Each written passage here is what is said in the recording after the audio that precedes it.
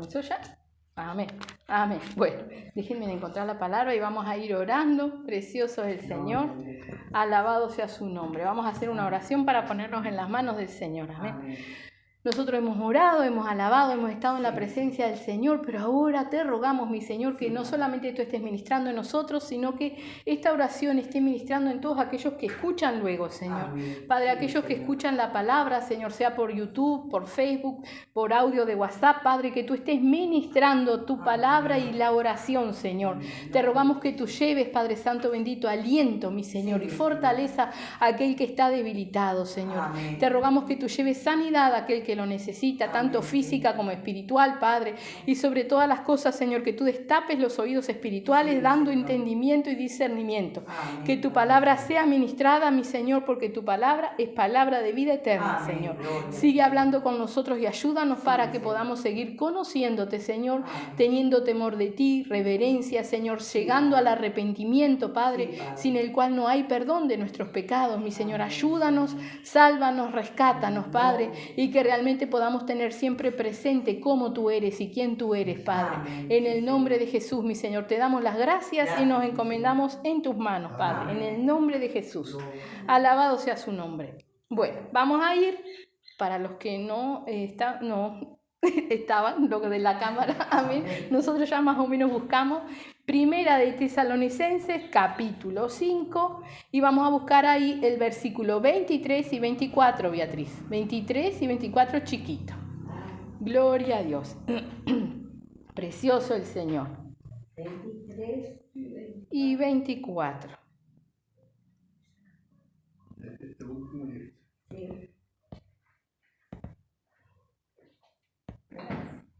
Amén. Precioso el Señor.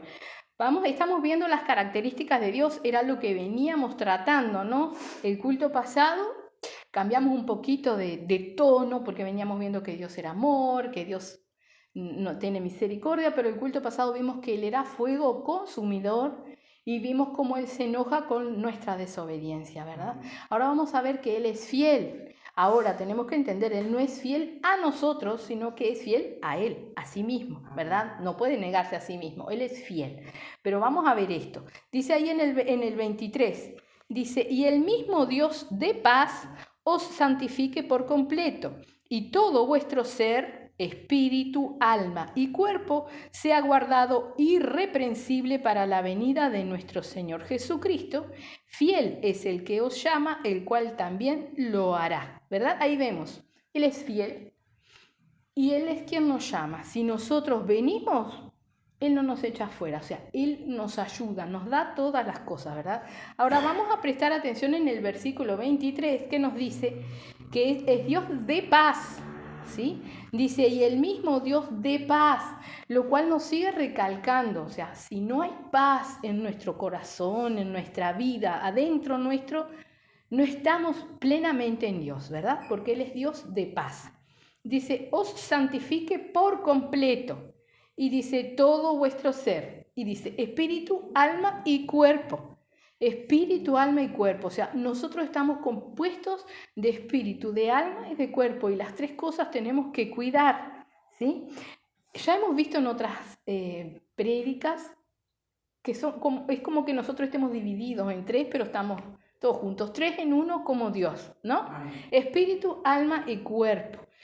Y está bueno que después podamos, los que no vimos esa prédica, ver y entender, ¿no? ¿Qué es el alma? ¿Qué es mismo el espíritu? ¿Dónde están las fuerzas? ¿Y qué es el cuerpo? El cuerpo es ¿no? El cuerpo físico, ¿verdad? Nuestras voluntades y cosas están en nuestros deseos, en el alma, ¿sí? Es lo que nosotros tenemos que tener en santidad para el Señor. Pero ahí dice, todo vuestro ser, espíritu, alma y cuerpo. O sea que si, por ejemplo, yo no cambio mi manera de vestir, de cómo vestía antes y como visto ahora, mi cuerpo no está en santidad, ¿sí? O si yo hago cosas con mi cuerpo que no le agradan a Dios, mi cuerpo no está en santidad. Lo mismo, si yo me cuido el cuerpo, pero no cuido mi espíritu, entonces dice, por completo, todo vuestro ser, espíritu, alma y cuerpo, todo en santidad, todo es uno, ¿verdad? Porque cuando Cristo nos hace nuevo, nos hace todos nuevos, no un pedacito, ¿verdad? Por eso dice la palabra que no se puede poner un remiendo de un trapo nuevo en una tela vieja, ¿no? Si por ejemplo tenemos un vestido viejo y le ponemos un remiendo con una tela nueva, la tela vieja está toda decolorida y estirada, y la tela nueva tiene toda su textura, su color, no queda bien, ¿no? Bueno, así somos nosotros. Tenemos que ser todos nuevos y no andar con remiendo. O sea, Dios me cambió esto, pero aquello no. Todos. El Señor hace todas las cosas nuevas, ¿verdad? Así que dice, y todo vuestro ser, espíritu, alma y cuerpo, sea guardado irreprensible. ¿Qué quiere decir irreprensible? Que nadie, porque las personas siempre van a hablar de nosotros, ¿no? Pero que el Señor no tenga que echarnos en cara, porque si nos echa en cara, nada, tenemos que estar irreprensibles, que no haya nada que decir, nada que reprender en nosotros. Eso es irreprensible, dice, para la venida de nuestro Señor Jesucristo. Esas son las condiciones que nosotros tenemos que tener para partir con el Señor, para ser salvos, ¿sí? Y entonces ahí nos dice, fiel es el que os llama, y ese es nuestro Señor Jesucristo, es nuestro Dios Todopoderoso, el cual también lo hará. ¿Sí? O sea que nosotros, para mantenernos en santidad completa, tenemos que darle lugar a nuestro Señor Jesucristo. Él lo hará. Nosotros tenemos que dejar de hacer lo que estamos haciendo y darle lugar al Señor para que Él nos haga de nuevo. Nosotros no nos podemos cambiar, sí podemos dejar de hacer, ¿sí? Quitar de nosotros, dejar de gritar, de maldecir, dejar todas las cosas que nosotros hacemos, eso sí podemos dejarlo. Lo que nos corresponde a nosotros, tenemos que hacerlo y luego darle lugar al Señor para que Él nos cambie y nos ayude a mantenernos irreprensibles. Amén. Ahora vamos a irnos a Segunda de Tesalonicenses, que son unas hojitas, Beatriz. Pasa la hoja, creo que es nomás. Acá dos. Gloria a Dios. Segunda de Tesalonicenses 3.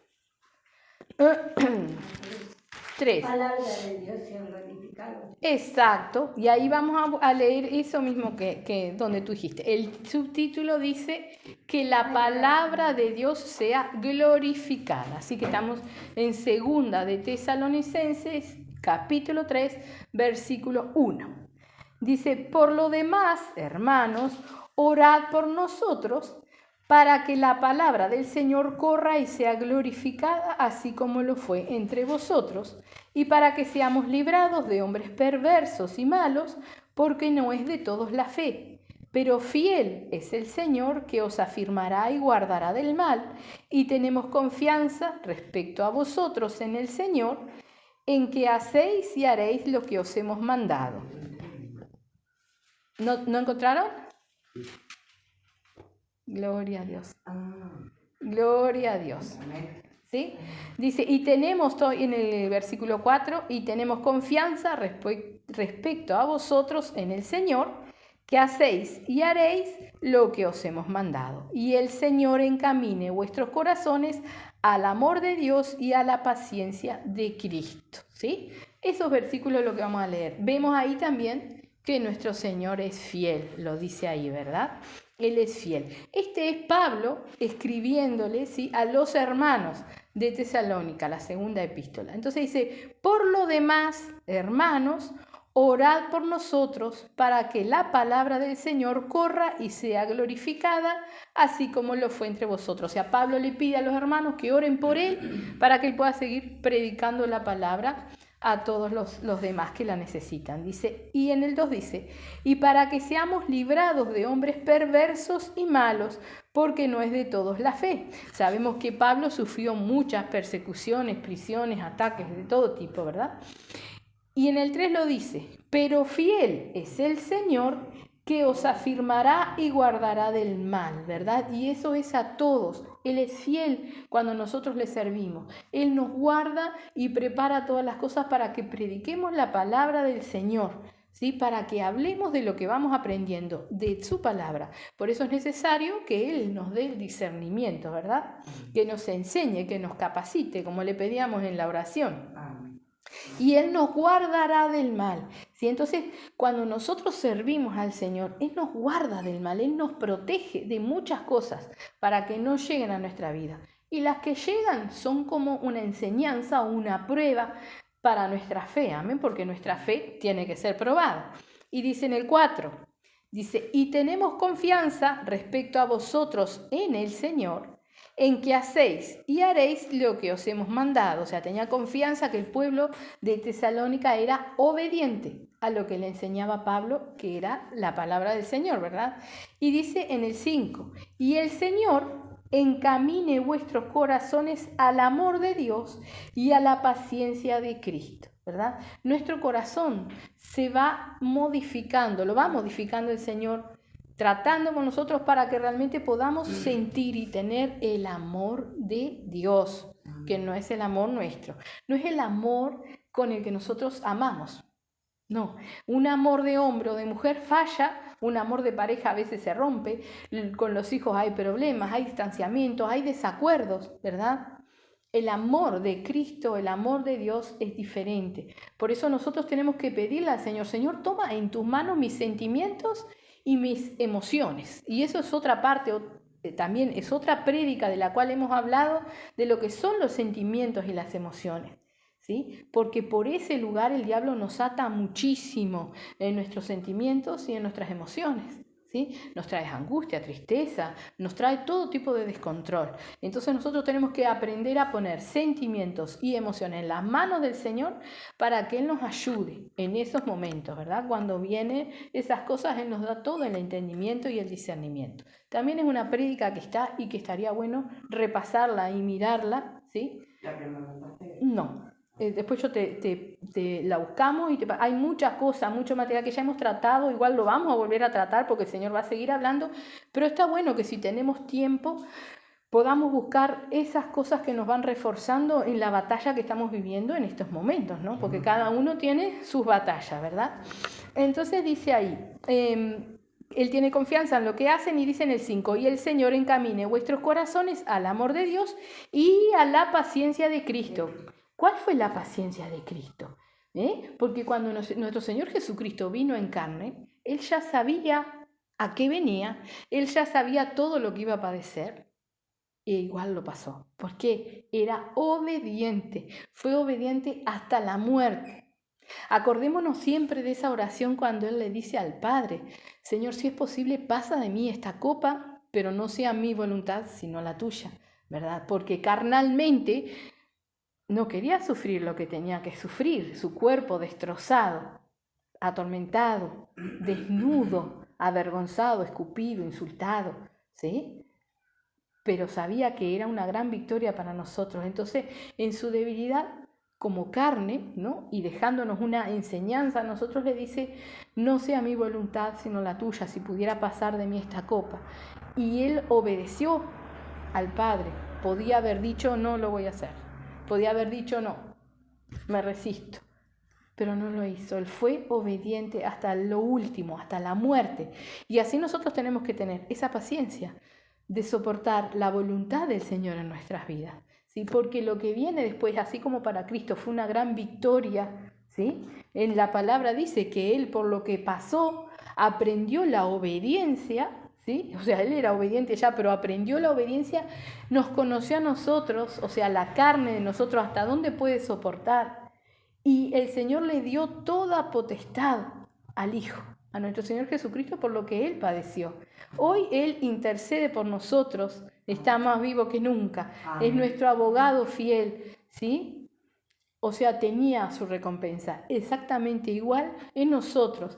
El culto pasado veíamos las consecuencias de la desobediencia en Deuteronomio 28.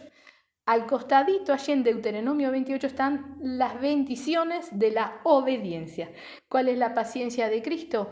La obediencia hasta la muerte. Eso a nosotros nos trae bendiciones, aunque a veces no nos parece que esté bueno lo que tenemos que hacer, pero tenemos que ser obedientes, ¿no? Cuando, por ejemplo, nuestra madre, nuestro padre nos ponía en penitencia, por yo qué sé, una penitencia boba, vamos a poner un ejemplo, no miras televisión, nos enojábamos y no nos gustaba, pero aprendíamos, ¿no? Entonces cuando somos grandes podemos mirar para atrás y vemos que si no nos hubieran pasado estas cosas, si no nos hubieran corregido de esta manera, si no nos hubieran puesto en penitencia, aunque no nos gustó, nos hubiéramos torcido, hubiéramos hecho cualquier otra cosa, ¿verdad? O hubiéramos corrido otro riesgo o sufrido alguna otra cosa, ¿verdad? Como cuando el nene quiere meter el dedo en el enchufe. Entonces tenemos que hacerle entender que hay peligro. Entonces se le habla, pero si ya no hace caso, tiene que venir algo más fuerte, un sacudón, una palmada, para que no lo haga, porque corre riesgo, ¿verdad? Lo mismo que cruzar la calle solo. Bueno, así es Dios con nosotros. Si somos desobedientes, Él nos sacude, nos exhorta, nos reprende para que reaccionemos. Y si somos obedientes, tenemos nuestra bendición que viene luego de la obediencia, ¿verdad? Así que esa es la paciencia de nuestro Señor Jesucristo. Entonces, ¿qué estamos viendo? Que Dios es fiel a sí mismo, fiel a sus preceptos. Si somos obedientes, hay bendición. Si somos desobedientes, hay consecuencias, ¿sí? Una cosa es la vara del Señor. La vara del Señor es cuando estamos en pecado y entonces el Señor nos baja la vara para que reaccionemos, ¿sí? Reaccionamos, nos arrepentimos, pero vamos a tener nuestra consecuencia, ¿sí? Las consecuencias siempre están. Son diferentes. Una cosa es la vara y otra cosa es la consecuencia de nuestras desobediencias, ¿sí? Aunque nosotros luego caminemos mucho tiempo en obediencia, muchas veces la consecuencia de nuestra desobediencia queda. Por ejemplo, si yo soy hijo, mi madre me dice no cruces la calle, yo cruzo la calle, me pecha un auto y me quiebro una pierna.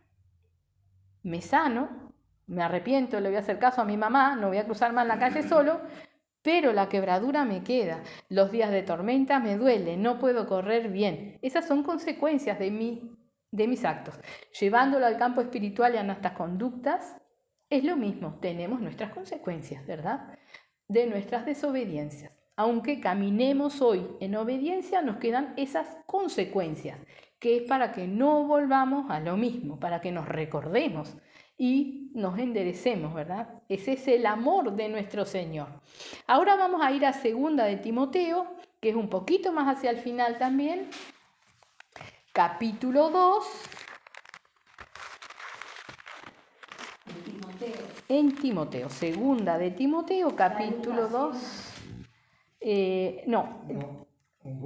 Un buen soldado. Un buen soldado de Jesucristo. Gloria a Dios. Hermana, no te molesta si quiero recordar. ¿No? Gloria a Dios. Precioso el Señor. Un buen soldado de Jesucristo. Precioso el Señor. Es 2 de Timoteo, capítulo 2. Gloria a Dios. 4. A las 4. Gloria a Dios. Precioso el Señor. 2, que dice un buen soldado de Jesucristo. Vamos a comenzar a leer, ¿sí? Así que ahí nos habla de soldados, ¿no? Dice, y nosotros tenemos que ser soldados. Y si nos está llamando soldados es porque tenemos una batalla que pelear, ¿sí? Así que tenemos que pedirle al Señor que nos enseñe a pelear la batalla que tenemos por delante. Dice ahí, tú pues, hijo mío, esfuérzate en la gracia que es en Cristo Jesús.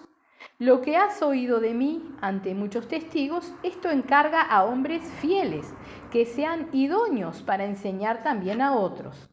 Tú pues, sufre penalidades como buen soldado de Jesucristo.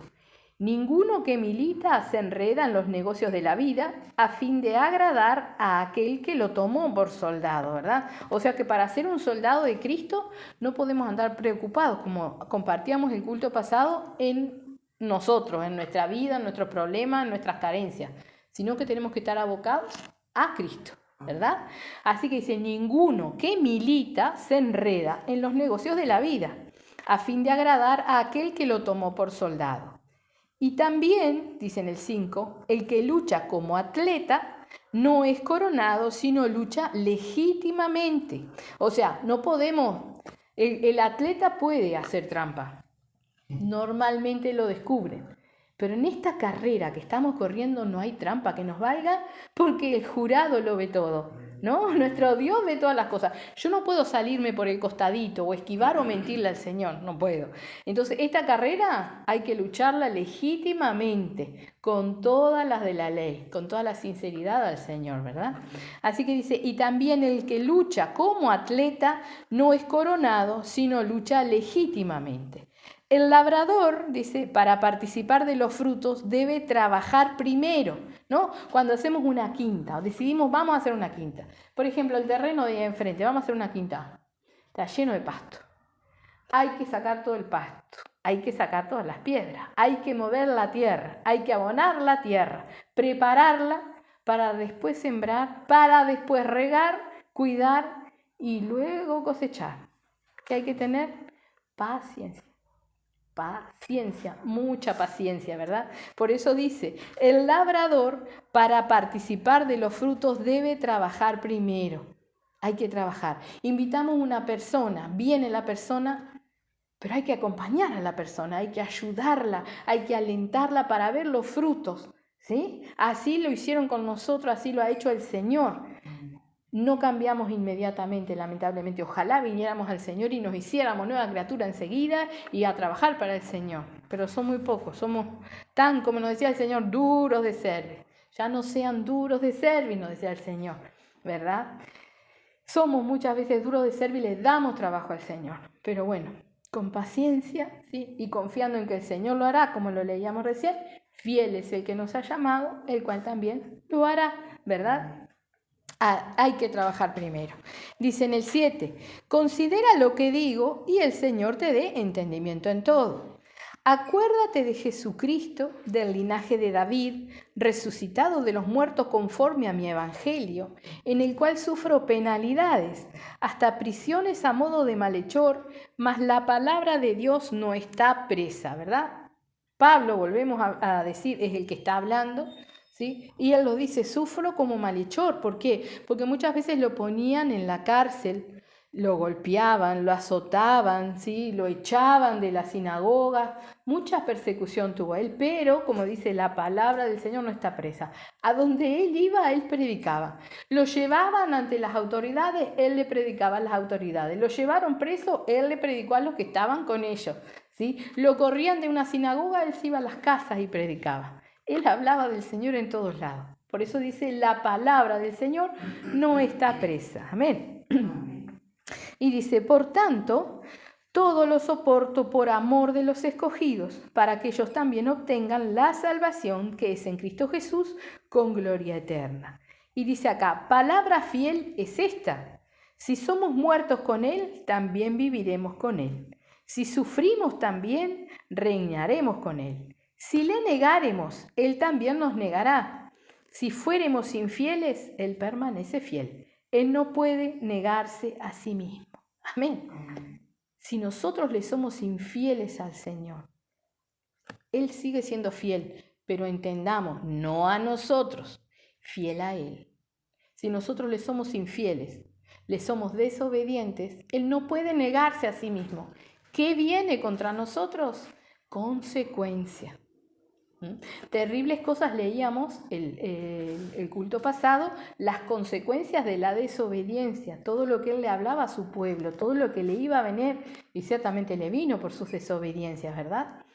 Entonces, como lo dice acá, entendamos, él es fiel a sí mismo, y como dice, él no puede negarse a sí mismo, ¿verdad?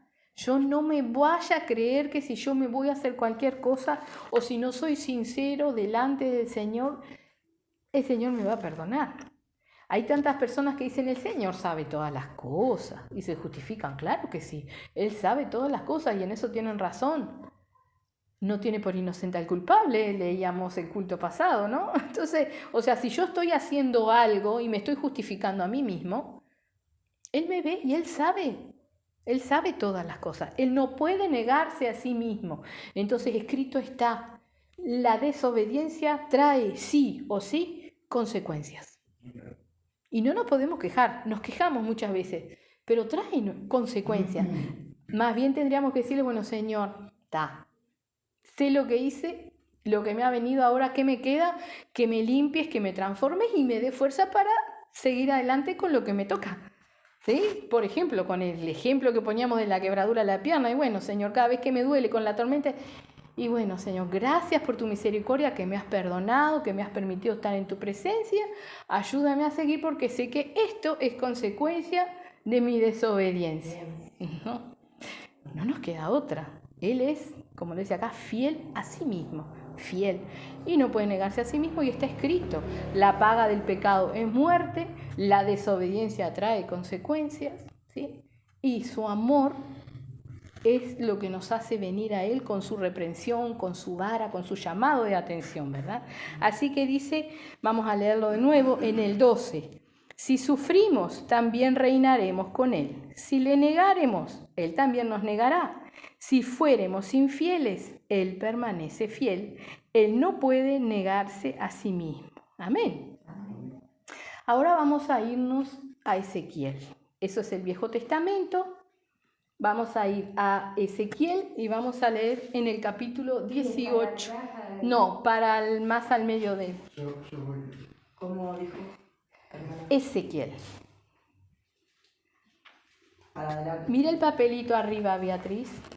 Ese no, el otro, el del medio. Ahí va, ese mismo. Ezequiel. Para los que escuchan la grabación, Ezequiel, ahí está. Para los que escuchan la grabación, les contamos que nuestra hermana Beatriz tiene 81 años. Entonces, lo que hacemos antes de comenzar la prédica, marcamos los pasajes para que ella los pueda encontrar. Capítulo 18. Precioso el Señor. Gloria a Dios. Recordemos siempre, ¿verdad?, que el Antiguo Testamento queda como un ejemplo para nosotros, ¿verdad? Ahí Beatriz busca el 21 chiquito, que tiene otro subtítulo. Dice, el camino de Dios es justo. Nunca había escuchado. Ezequiel. El camino de Dios es Injusto. Es justo, perdón. El camino de Dios es justo. 18, versículo 21. Gloria a Dios. Alabado sea su nombre. 18. Versículo 21. Dice, el camino de Dios es justo.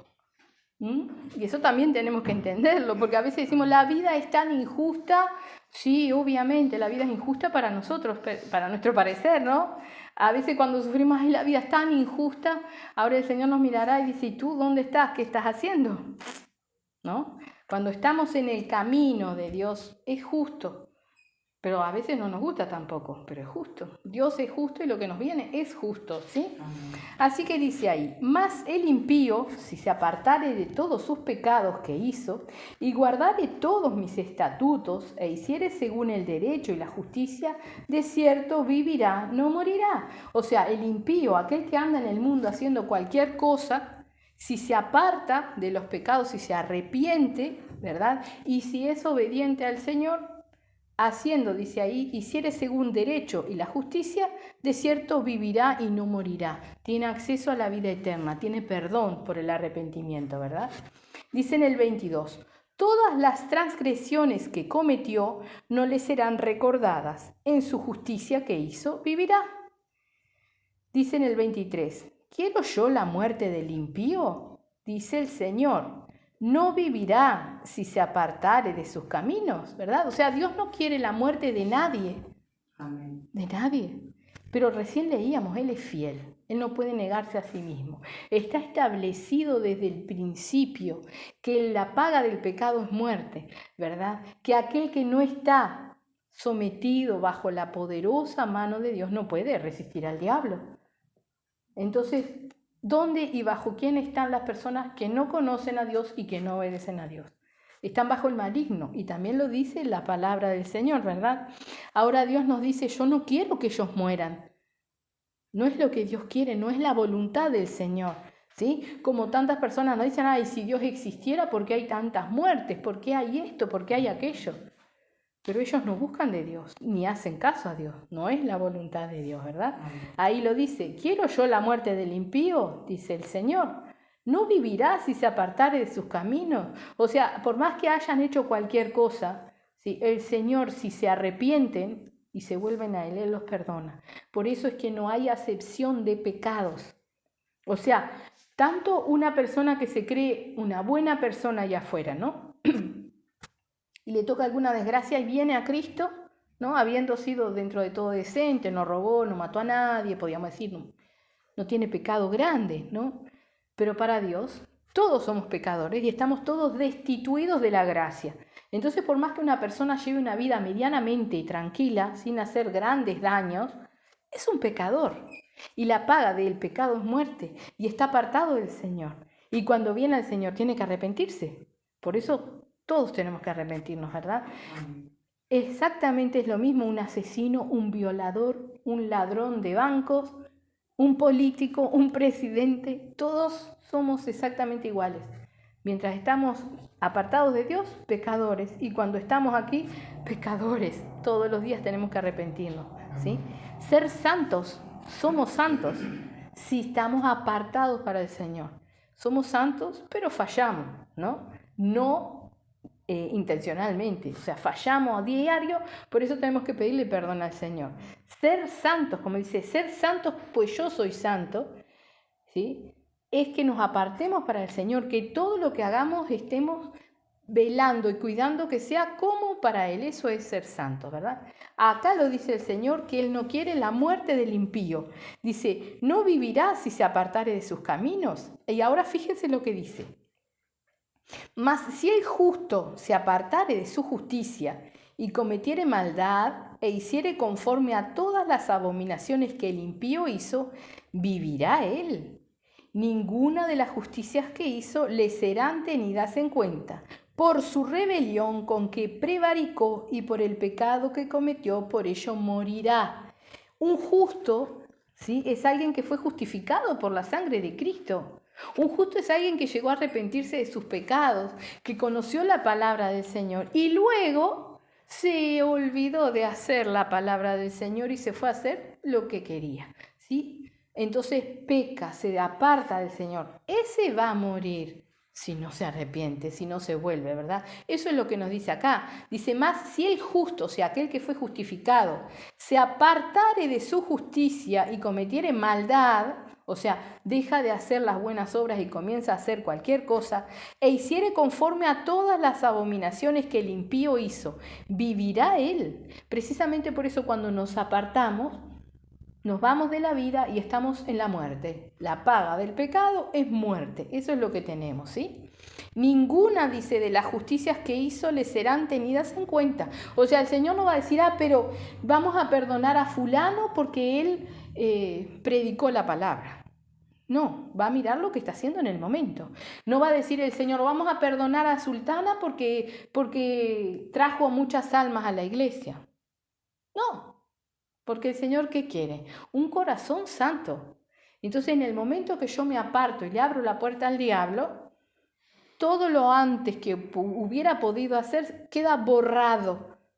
Entonces, entendemos, los que están allá afuera, si se arrepienten, pueden ser salvos. Ahora, si nosotros dejamos de buscar de Cristo, morimos, ¿sí? Espiritualmente y, bueno, obviamente físicamente cuando nos llegue el momento.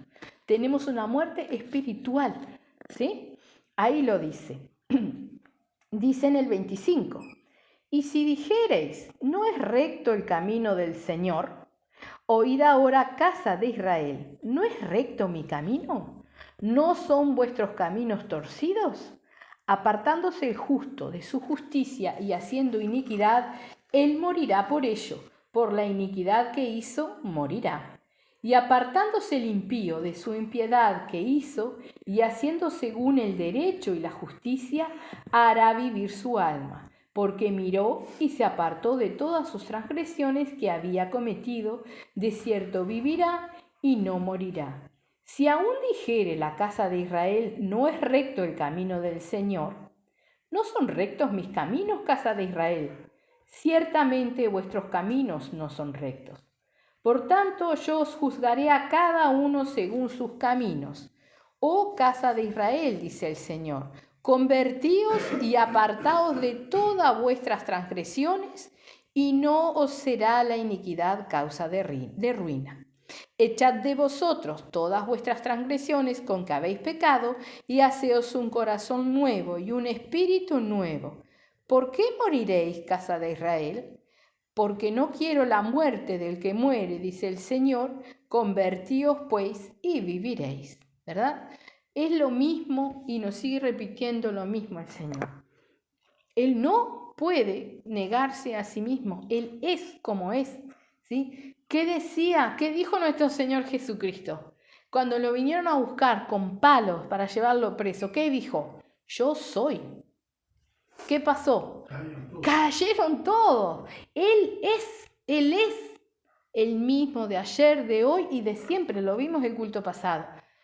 Inamovible, no cambia, no hay sombra no hay variación ni mudanza, dice, ¿no? No me acuerdo cómo dice exactamente, pero algo así. Él no cambia, ¿sí? No hay sombra de variación ni mudanza. Él no cambia, no puede negarse a sí mismo. Él es fiel a lo que Él enseña. Entonces, si nosotros estamos en pecado, si nos apartamos, si nos arrepentimos, Él nos perdona, ¿sí? Ahora, si nosotros estamos justos, hemos sido justificados con la sangre de nuestro Señor Jesucristo y nos apartamos, tenemos muerte, ¿sí? Tenemos que entenderlo, porque por ahí nos pintan un Dios y dicen, Dios es amor, ¿no? Y la gente se cree que porque Dios es amor, perdona todas las cosas. Y Él nos dice, no hay perdón si no hay arrepentimiento. ¿Sí? Él nos dice que Él nos perdona, pero que toda la desobediencia trae una consecuencia. Ese es el amor de Dios, ¿sí? Y recién hablábamos de que el amor de Dios sea en nosotros, de que nosotros aprendamos el amor de Dios. Entonces vaya que si tenemos que aprender a amar como Él nos ama, ¿sí? Con justicia y con verdad. Porque podemos amar un hijo, una hija, pero tenemos que reconocer en lo más profundo de nuestro ser que ellos no están aquí, que ellos no han amado a nuestro Señor, y capaz que somos nosotros los responsables, Eso el Señor tratará con cada uno de nosotros, porque nosotros tenemos que ser luminares, dar un buen ejemplo. Por eso es que en 1 de Pedro 5, Pedro nos dice, ¿sí?, que el mayor amor que nosotros podemos tener, tenemos que mostrarlo como un ejemplo, ¿sí? En Juan dice, no hay mayor amor que este, que uno ponga la vida por sus hermanos o por sus amigos, ¿sí? ¿Cómo nosotros ponemos la vida? ¿Matándonos? No, dejando de vivir a nuestro antojo. Ponemos nuestra vida en las manos del Señor. Y ese es el amor más grande que nosotros podemos tener por hijos, esposo, esposa, madre, tíos, hermanos, primos, vecinos, por el prójimo. Ese es el amor que tenemos que tener. Ser un instrumento en las manos del Señor. Ese es el amor de Cristo. ¿Sí? No vivir ya nosotros, o sea, como dice Pablo, no vivo yo, mas Cristo vive en mí. Amén. Y nosotros podemos decirlo también, y está bonito, suena bonito decirlo, ¿eh? Pero realmente no tenemos que vivir más nosotros. Quiere decir que no hacemos nada, absolutamente nada, por nuestra voluntad, sino que es siempre, siempre la voluntad de Cristo, que estamos sujetos a la voluntad de Cristo. Yo no me atrevería a decirlo. ¿Sí? Lo estoy predicando, pero no me atrevería a decir que no vivo yo más y que Cristo vive en mí. Sí, Cristo me guía y busco de Él, pero batallamos todos los días contra nuestras voluntades, contra nosotros mismos, ¿verdad? Entonces, hace un poquito de rato leíamos un buen soldado, ¿no? De Jesucristo, un soldado de Jesucristo, un verdadero. Tenemos batallas espirituales y tenemos una batalla que es contra nosotros mismos, ¿sí? No en vano también dice la palabra que nuestra obediencia va a ser perfecta cuando nosotros seamos capaces de castigar toda desobediencia, ¿no? Y eso no quiere decir que yo castigue la desobediencia de cada uno, sino que yo castigue mi desobediencia, ¿no? Que el día que yo digo, estoy tan cansada, estoy tan contrariada que hoy no voy a orar, eso es una desobediencia. Entonces yo razono que el Señor me dice orad, velad, ¿sí? Y me castigo a mí misma. No me doy un latigazo. Agarro, voy, me pongo a orar y le pido perdón al Señor y le pido que me ayude a orar y hablo con el Señor. Castigo mi desobediencia. Un día está tan lindo que no quiero ir a la iglesia o está tan feo que no quiero ir a la iglesia. Pero la palabra del Señor dice congregar sin dejar de congregar. Entonces yo me obligo a ir. Estoy contrariado o contrariada y no quiero ir a la iglesia. La palabra del Señor dice que tengo que ir. Entonces, ¿a quién obedezco yo? Al Señor, no a mí, ¿no?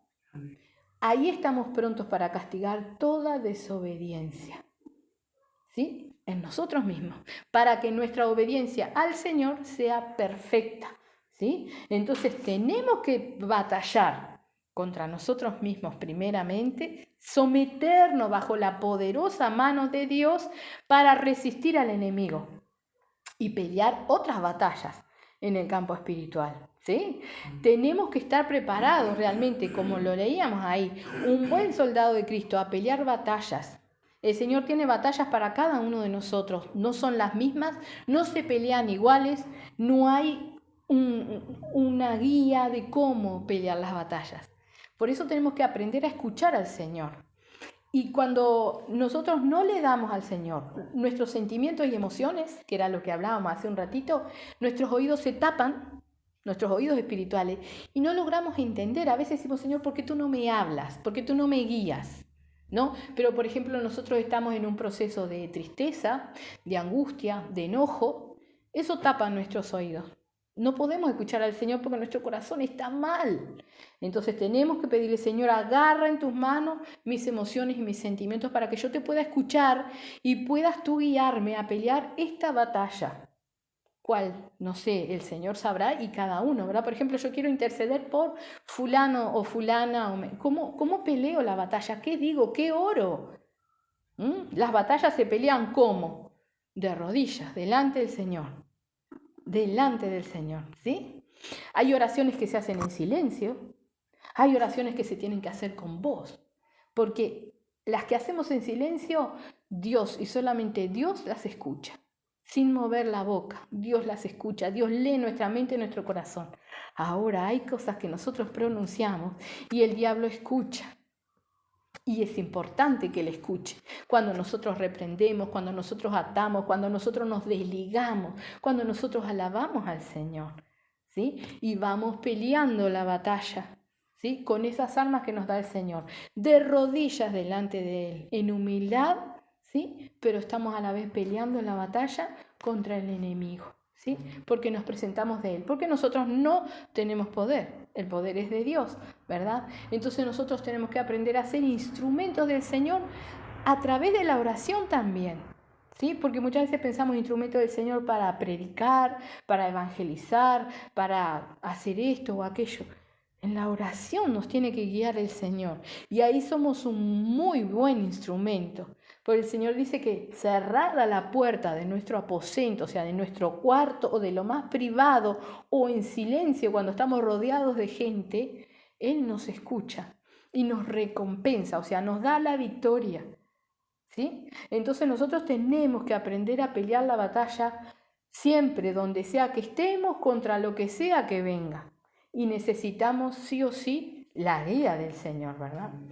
Ahora vemos este Dios que tenemos aquí.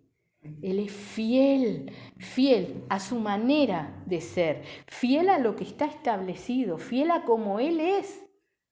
Y dice que no quiere la muerte del que muere, no quiere que muramos. Entonces, si nosotros queremos la salvación, ¿quién nos la va a quitar?